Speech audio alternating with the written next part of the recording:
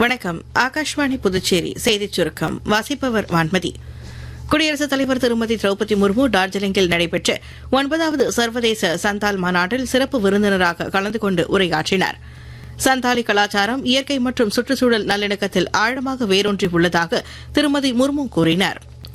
டெல்லியில் போக்குவரத்து கட்டமைப்பை மேம்படுத்தும் வகையில் 18,300 கோடி ரூபாய் மதிப்பிலான மெட்ரோ ரயில் திட்டங்களுக்கு பிரதமர் திரு நரேந்திர மோடி நாளை அடிக்கல் நாட்டுகிறார். 5ஆம் கட்ட விரிவாக்கத்தின் கீழ் 16 கிலோமீட்டருக்கும் அதிகமான நீளமுள்ள 3 புதிய வழித்தடங்களுக்கும் அவர் அடிக்கல் நாட்டுகிறார்.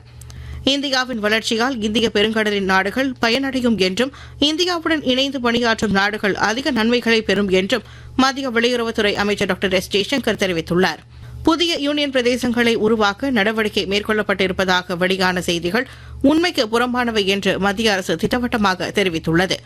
நடப்பு பருவத்தில் 3,03,000 டன் அளவிற்கு கோதுமை கொள்முதல் செய்ய இலக்கு நிர்ணயிக்கப்பட்டுள்ளதாக மத்திய அரசு தெரிவித்துள்ளது. பிரதமர் திரு நரேந்திர மோடி நாளை மறுநாள் நடைபெறவுள்ள இந்த நிதியாண்டிற்கான பட்ஜெட்டிற்கு பிந்தைய இணையவழி கருத்தரங்கில் காணொலி வாயிலாக உரையாற்றவுள்ளார். சர்வதேச மகளிர் தினம் ஒவ்வொரு ஆண்டும் மார்ச் 8ஆம் தேதி கொண்டாடப்படுகிறது. நாளை கொண்டாடப்படவுள்ள சர்வதேச மகளிர் தினத்தை முன்னிட்டு குடியரசுத் தலைவர் திருமதி திரௌபதி முர்மு, பிரதமர் திரு நரேந்திர மோடி, புதுச்சேரி முதலமைச்சர் திரு ரங்கசாமி, மாநில உள்துறை அமைச்சர் திரு நமச்சிவாயம் உள்ளிட்ட தலைவர்கள் தங்களது வாழ்த்துக்களை தெரிவித்துள்ளனர். மானியமில்லா சமையல் எரிவாயு விலை சிலிண்டருக்கு 60 ரூபாய் உயர்த்தப்பட்டுள்ளது. வணிக பயன்பாட்டிற்கான சமையல் எரிவாயு விலை சிலிண்டருக்கு 115 ரூபாய் உயர்த்தப்பட்டுள்ளது. இத்துடன் இந்த செய்திச் சுருக்கம் நிறைவு பெறுகிறது.